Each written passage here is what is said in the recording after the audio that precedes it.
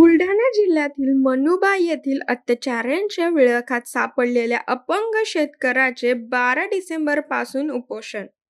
ओघडीचा नाला करून विनापरवाना बांधलेल्या सी-नाबामुळे महिला शेतकऱ्यास नुकसान पोहोचून आपल्या खिशात मायपुंजी भरणाऱ्या अधिकाऱ्यांना वारंवार झालेल्या नुकसानीची माहिती देऊन सुद्धा उपासमारीची वेळ आणणाऱ्या मृदजलसाधारण विभागाच्या गलथान कारभारास कंटाळून महिला शेतकरीचे पुत्राने उपोषणाचे हत्यार उपसले आहे.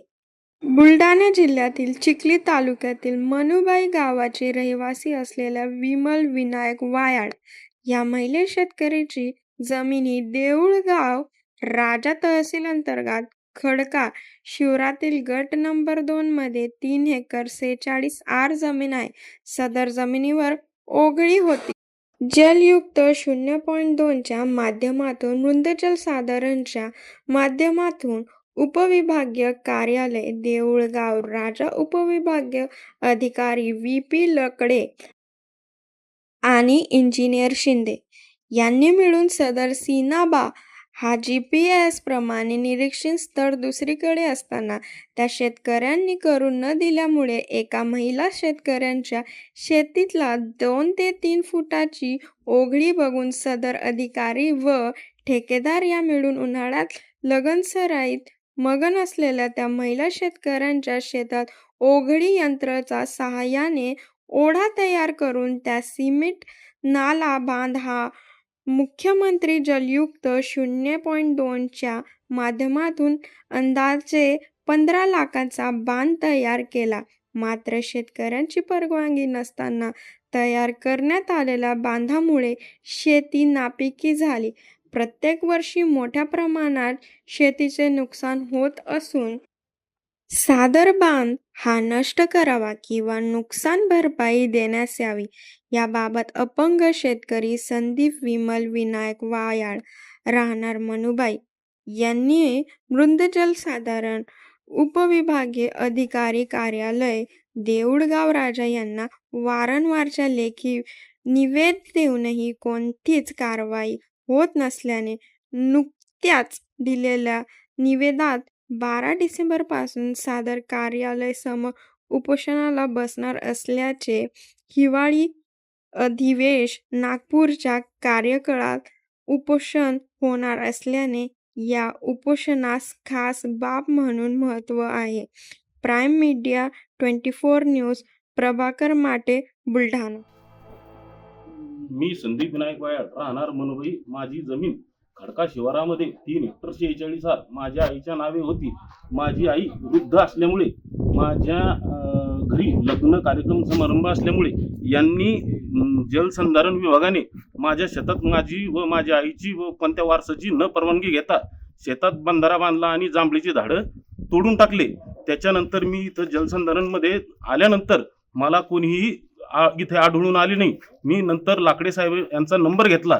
नंबर घेतल्यानंतर मी लाकडे साहेबाला वेळोवेळी तक्रार अर्ज करून निवेदन दिले. निवेदन दिल्यानंतर मला व माझ्या आईला इथं उपोषण बसण्याची वेळ आणली.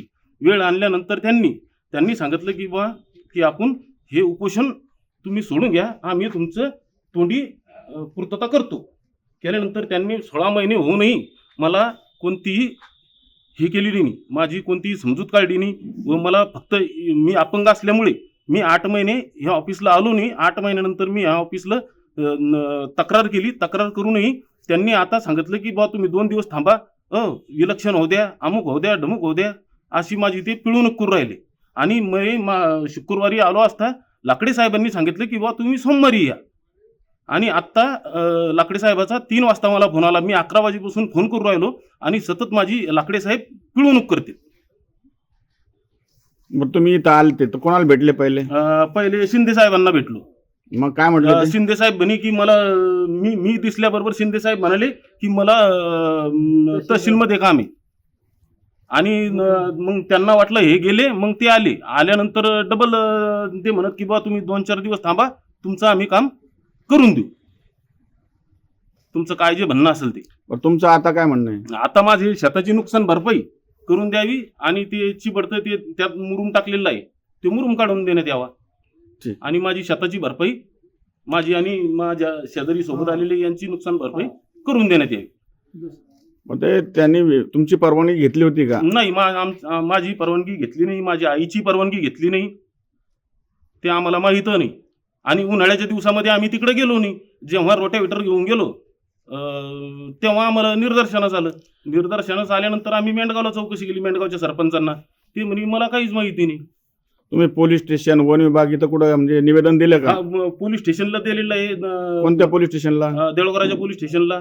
हा. त्याच्यानंतर इथं या मनीषा कदम यांच्या याला दिलेलं आहे, या- वन विभागाला दिलेलं आहे, हम्म. आणि बुलढाण्याला दिलेलं आहे, बुलढाणा कलेक्टर ऑफिसला दिलेलं आहे, ह्या ऑफिसला दिलेलं आहे, बुलढाणा जलसंधारणच्या ऑफिसला दिलेलं होतं.